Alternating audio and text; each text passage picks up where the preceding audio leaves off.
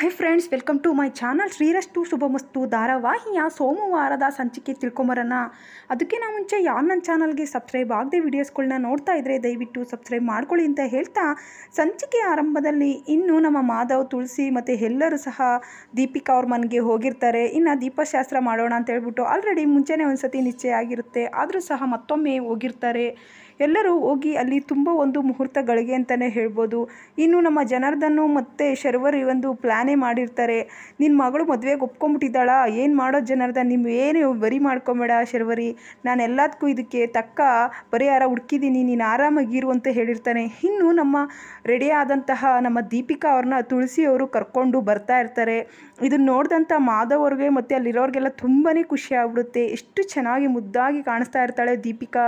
ಇನ್ನು ನಮ್ಮ ಮಾಧವ್ ಅವರು ಕರ್ಕೊಂಡು ಬರ್ತಾ ಇರೋದನ್ನ ನೋಡಿ ನಮ್ಮ ಮನೆ ಸೊಸೆ ಎಷ್ಟು ಮುದ್ದಾಗಿ ಕಾಣಿಸ್ತಾ ಇದ್ದಾಳೆ, ಮುದ್ದಾಗಿ ತುಂಬ ಚೆನ್ನಾಗಿದ್ದಾಳೆ ಅಂದ್ಕೊತಾರೆ.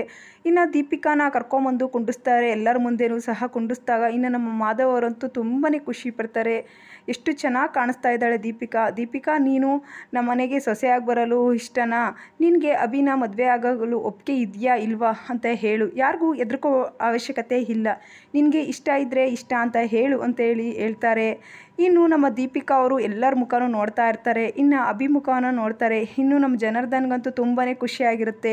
ನನ್ನ ಮಗಳು ಯಾವುದೇ ಕಾರಣಕ್ಕೂ ನನಗೆ ಮೋಸ ಮಾಡಲ್ಲ, ಅವಳಿಗೆ ಯಾವುದೇ ಕಾರಣಕ್ಕೂ ಈ ಮದುವೆ ಇಷ್ಟ ಇಲ್ಲ ಅಂತಲೇ ಹೇಳ್ತಾಳೆ ಅಂತ ಹೇಳ್ಬಿಟ್ಟು ಭಾರಿ ಮೆರಿತಾ ಇರ್ತಾನೆ ಜನಾರ್ದನ್ನು.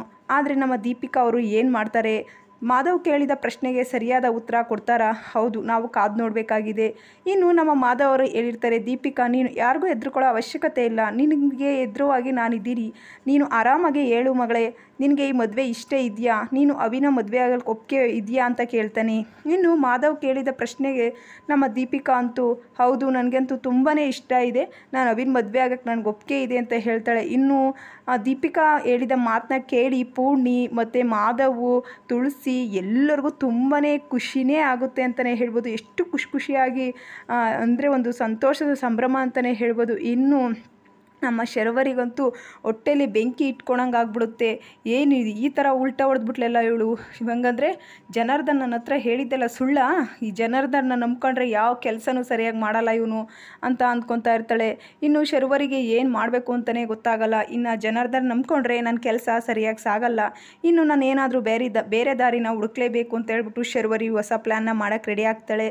ಇನ್ನು ಜನಾರ್ದನ್ಗಂತೂ ತುಂಬಾ ನೋವಾಗ್ತಿರುತ್ತೆ. ಯಾಕಂದರೆ ನನ್ನ ಮಗಳು ನನಗೆ ಮೋಸ ಮಾಡಿಬಿಟ್ಲಿಲ್ಲ, ನನ್ನ ಮಗಳಿಗೆ ತನ್ನ ಅಮ್ಮ ಅಂದರೆ ಇಷ್ಟ, ನಾನು ಹೀಗೆ ನೀನು ಒಪ್ಪಿಗೆ ಕೊಟ್ಟರೆ ನಿಮ್ಮ ಅಮ್ಮಂಗೆ ನಾನು ಡ್ರೈವರ್ಸ್ ಕೊಡ್ತೀನಿ ಅಂತ ಹೇಳಿದ್ದೀನಿ, ಆದರೂ ಇವಳಿಗೆ ಸ್ವಲ್ಪನೂ ಭಯ ಇಲ್ಲದೆ ನನಗೆ ಮದುವೆ ಒಪ್ಪಿಗೆ ಅಂತ ಹೇಳ್ಬಿಟ್ಲಲ್ಲ, ಏನಾಗಿದೆ ಇವಳಿಗೆ, ಏಕೆ ತನ್ನ ತಾಯಿನ ಕಳ್ಕೊಳಕ್ಕೆ ಇಷ್ಟನಾ ಇವಳಿಗೆ ಅಂತ ಮನಸ್ಸಲ್ಲೇ ಯೋಚನೆ ಮಾಡ್ತಾ ಇರ್ತಾನೆ ಜನಾರ್ದನ್ನು.